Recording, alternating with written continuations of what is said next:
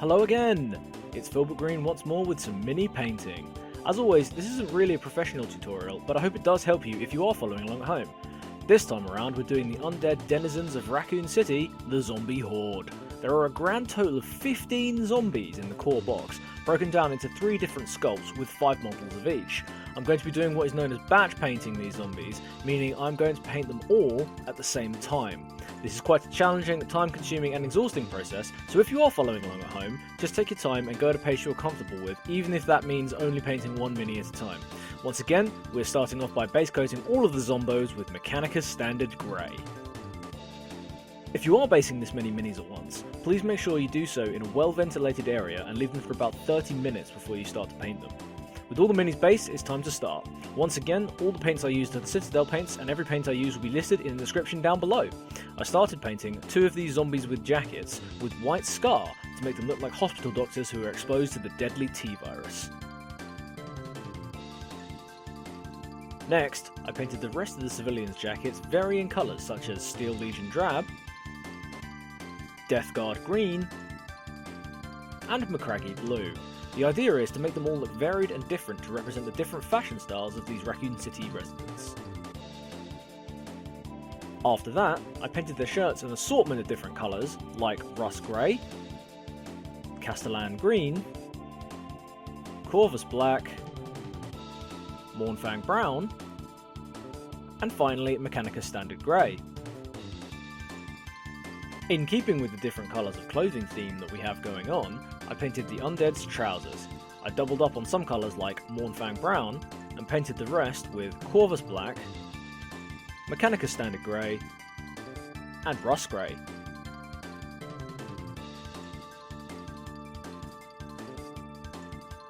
Next up, I painted their belts, using Steel Legion Drab for some, and Corvus Black for the others.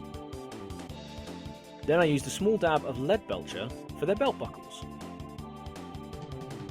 Even undead zombies need appropriate footwear. I used Steel Legion Drab to paint all of their shoes, yes, because I am lazy, and Celestra Grey to colour in their exposed sock. Again, Philbo is lazy. This is the part where I brought them to life, or would that be unlife? I painted all of the exposed skin on the zombies and the bone sticking out of his sleeve using Rakarth flesh. I avoided any of the more wounded looking parts to be painted another colour later. For a little bit of extra detail, I used Screaming Skull to paint the exposed bone on their shins, sticking out of their sleeve, and on the sides of their head.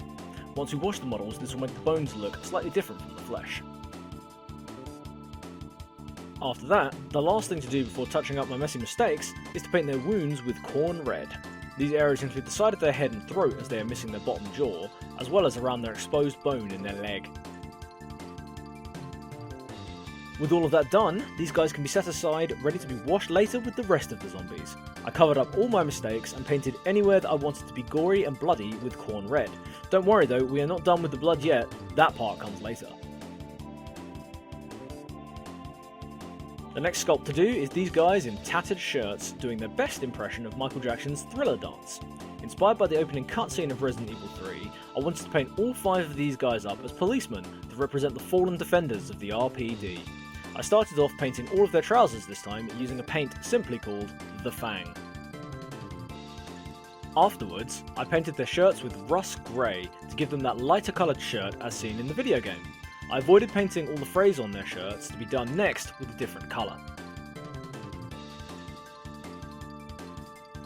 Using Fenrisian Grey, I painted the aforementioned Frays on their shirts and their trousers just to give them a little bit of definition. With that now done, I painted their boots using Corvus Black and the exposed sock again using Celestra Grey. Next thing to do is paint all of their exposed skin with, yeah, you guessed it, Rakarth flesh. After that, I used Steel Legion Drab to paint their belts. To give them a little bit of differentiation, I painted all my RPD zombies with different coloured hair, starting with Mournfang Brown, then Xandri Dust, Abaddon Black, Steel Legion Drab, and a bit of Ulthuan Grey. With our cop zombies fully painted up, they can go alongside the male civilian zombies to be washed all together and have blood added once all 15 are fully painted. With the other two sculpts now done, I can focus on the female civilian zombies. Much the same as my zombies in jackets, I'll be giving them different coloured clothing and hair just to differentiate them a bit. I started off painting their tops with an assortment of colours such as Mephiston Red, Avalanche Sunset, Thousand Suns Blue, a bit of Screamer Pink, and finally Death Guard Green. Now that their tops are done, I next painted their skirts. For their skirts, I doubled up using a couple of colours, but I started with Russ Grey, then our favourite, Corvus Black, and finally Gorthor Brown. I then carefully used Celestra Grey on all 5 models just to paint the frayed parts at the very bottom of their skirts.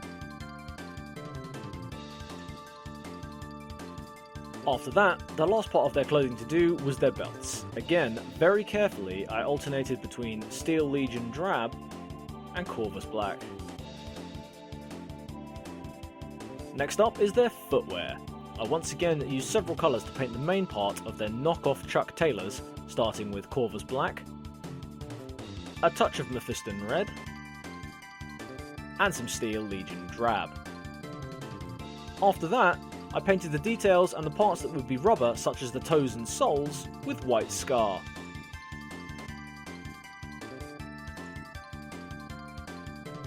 Now that most of the small fiddly bits are done, we can crack on with their skin. If you guessed that we would once again be using Rakarth flesh, just the same as the last 2 sculpts, then you guessed correctly. Exchange your tickets at the counter to claim your prize. Without wanting to sound like a broken record here, but now that their skin is done, it's time for their hair. Again, broken record. Just like our police zombies previously, I used several different colours, starting off with Xandri Dust, Abaddon Black, good old Mournfang Brown, a cheeky bit of Steel Legion Drab, and this time Avalanche Sunset for that bright blonde look.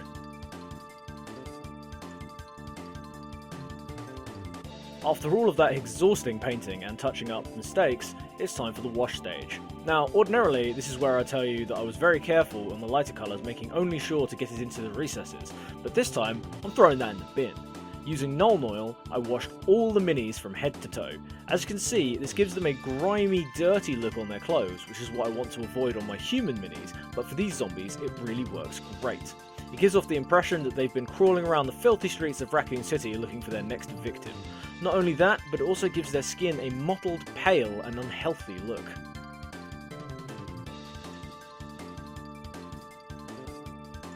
Now that the wash has brought out all of the details and makes them look filthy and fantastic, now comes the fun part.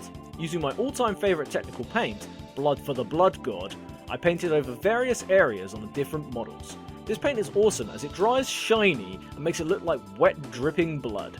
I applied this to different areas on each model, again for a bit of variety between them, in areas like wounds, or their hands, or holes in their clothing to look like bullet wounds.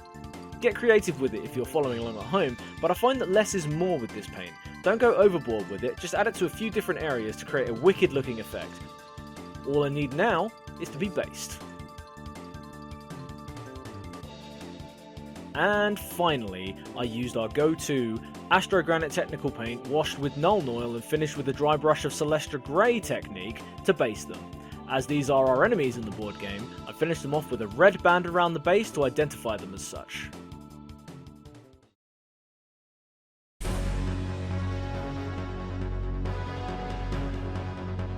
And there you have it!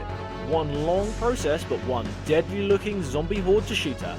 Better hope the dice gods are in our favour.